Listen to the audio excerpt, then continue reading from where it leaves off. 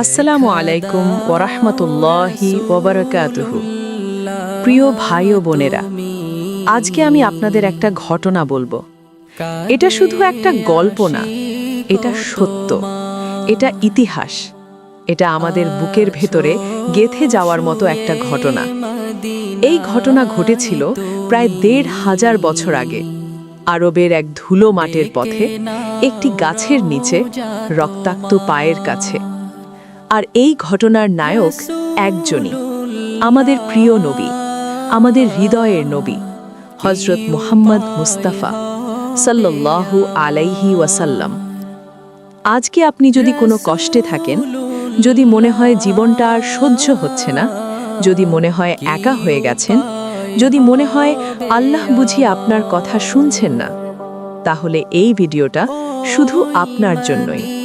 শেষ পর্যন্ত দেখুন, কারণ শেষে এসে আপনি একটা জিনিস বুঝবেন, আল্লাহ কখনো তার বান্দাকে একা ছেড়ে দেন না। নবুয়তের ১০ম বছর, এই বছরটার একটা বিশেষ নাম আছে। ইতিহাসবিদরা এই বছরকে ডাকেন আমুল হুজন, বাংলায় বললে দুঃখের বছর। কিন্তু শুধু দুঃখ বললে কম বলা হয়। এই বছরটা ছিল আমাদের নবীর জীবনের সবচেয়ে ভারী বছর। কেন? কারণ এই একটি বছরেই নবী সাল্লাল্লাহু আলাইহি ওয়াসাল্লাম হারিয়েছিলেন তার জীবনের দুটো সবচেয়ে বড় আশ্রয়কে। প্রথমে গেলেন চাচা আবু তালিব। আবু তালিব কখনো ইসলাম গ্রহণ করেননি, কিন্তু সারাটা জীবন তিনি নবীজিকে বুকের আড়াল দিয়ে রেখেছিলেন।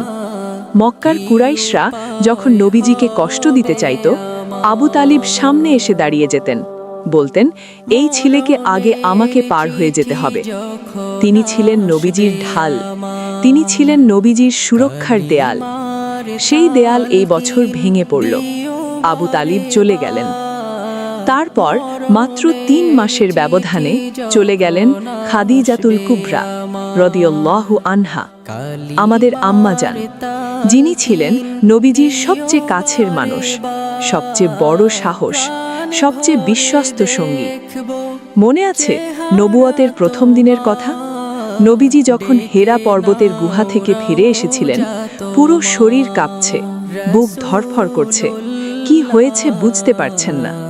খাদিজা রাদিয়াল্লাহু আনহা তাকে বুকে টেনে নিয়েছিলেন, কম্বল দিয়ে জড়িয়ে ধরেছিলেন, বলেছিলেন, ভয় নেই, আল্লাহর কসম, আপনাকে আল্লাহ কখনো একা ছেড়ে দেবেন না। আপনি আত্মীয়দের সাথে ভালো থাকেন, দুর্বলদের সাহায্য করেন, মেহমানকে সম্মান করেন, সত্যের পথে কষ্ট সহ্য করেন। আল্লাহ এমন মানুষকে কখনো ছেড়ে দেন না। সেই খাদিজা, সেই জীবনের সঙ্গী, এই বছর চলে গেলেন। নবীজি একা হয়ে গেলেন। বাইরে শত্রু, ভেতরে শোক, চারদিকে অন্ধকার।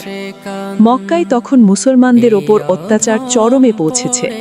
কাউকে রোদে শুইয়ে রাখা হচ্ছে, কাউকে বুকের ওপর পাথর চাপা দেওয়া হচ্ছে, কাউকে পরিবার থেকে আলাদা করে দেওয়া হচ্ছে। নবীজি দেখছেন, কিন্তু কিছু করার ক্ষমতা নেই। তখন নবীজি ভাবলেন, মক্কার বাইরে যাবেন, নতুন কোথাও দাওয়াত দেবেন, হয়তো কেউ শুনবে, হয়তো কোথাও একটু আশ্রয় মিলবে, হয়তো কোনো গোত্র সাহায্য করবে।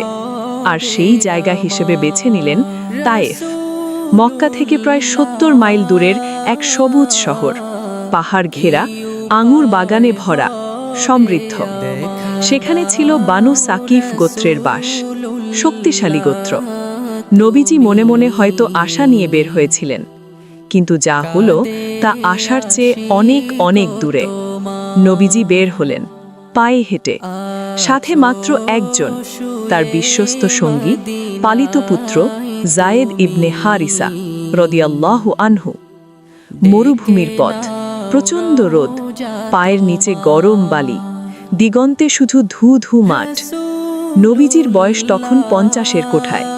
তিনি পথে পথে দাওয়াত দিতে দিতে চললেন। যে গোত্রের তাঁবু পেলেন সেখানে গেলেন, ইসলামের কথা বললেন, কেউ শুনল না, কেউ আশ্রয় দিল না। এভাবে পথ চলতে চলতে অবশেষে পৌঁছালেন তায়েফে। নবীজি ১০ দিন ধরে তায়েফে থাকলেন। গোত্রের নেতাদের সাথে দেখা করলেন, বিভিন্ন মানুষের কাছে গেলেন, কিন্তু কেউ সাড়া দিল না। সবার একই কথা, আমরা তোমাকে চিনি না, তোমার কথা শুনতে আমরা রাজি না, তুমি চলে যাও। তায়েফে তখন 3 ভাই নেতৃত্বে ছিল, বানু সাকিফ গোত্রের প্রধান। তাদের নাম ছিল আবদিয়ালিল, মাসুদ আর হাবিব। নবীজি তাদের কাছে গেলেন শান্তভাবে, বিনয়ের সাথে, ভালোবাসার সাথে। তিনি বসলেন, ইসলামের দাওয়াত দিলেন, আল্লাহর কথা বললেন, আখিরাতের কথা বললেন, আশ্রয় চাইলেন। প্রথম জন বলল, তুমি যদি সত্যিই নবী হও তাহলে তোমার কাপড়ের কোনা ছুঁতেও আমি রাজি না, কারণ তুমি যদি সত্যিই আল্লাহর রাসূল হও তাহলে তোমাকে প্রত্যাখ্যান করা মানে আল্লাহকে প্রত্যাখ্যান করা। আর যদি মিথ্যাবাদী হও তাহলে তোমার সাথে কথা বলাটাই অপমানের।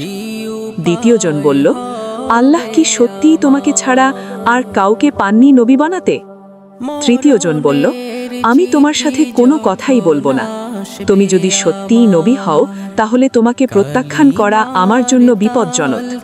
আর যদি মিথ্যাবাদী হও তাহলে তোমার সাথে কথা বলাটাই সময়ের অপচয়। নবীজি উঠে দাঁড়ালেন, একটি রাগের কথাও বলেননি, একটি বদদোয়াও করেননি, একটু অভিমানের কথাও বলেননি।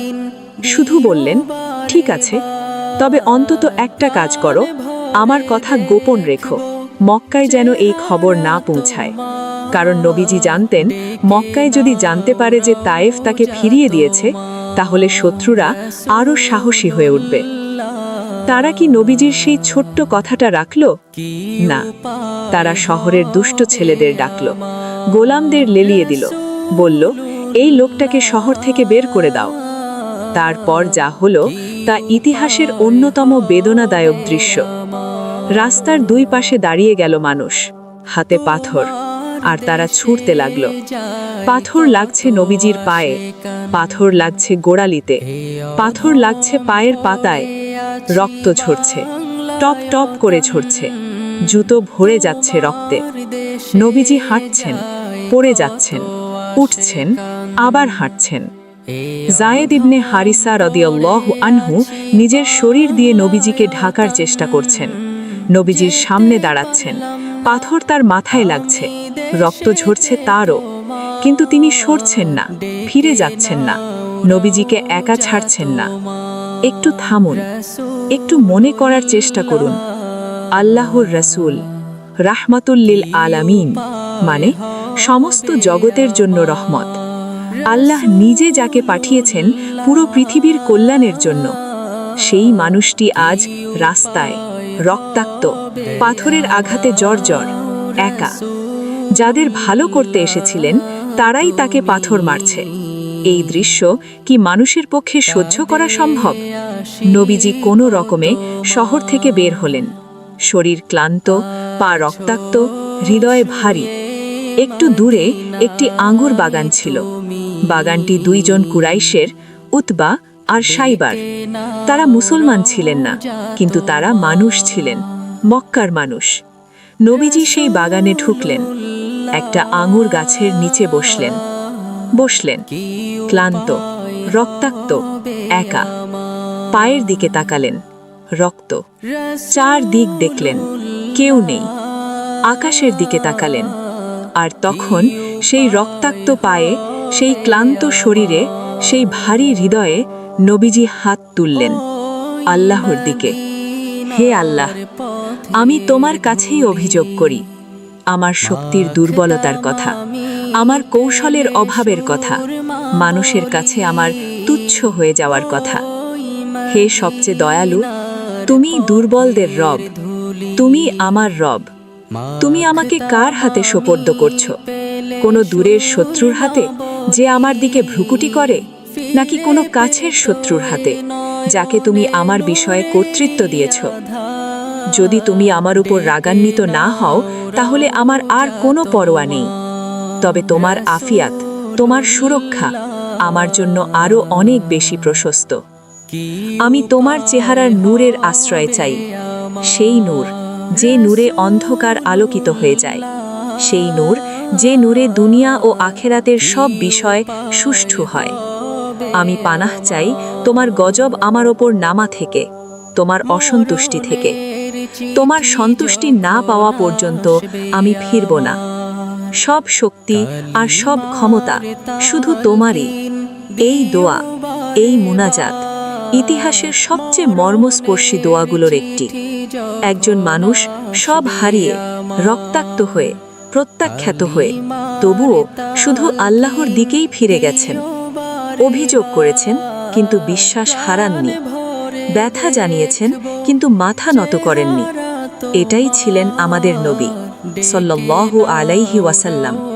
বাগানের মালিক উতবা আর সাইবা দূর থেকে নবীজিকে দেখছিলেন। তারা মুসলমান ছিলেন না, কিন্তু মানুষ হিসাবে তাদের মায়া হলো। তাদের একজন খ্রিস্টান দাস ছিলেন, নাম আদ্দাস, নিনেবা শহর থেকে আসা।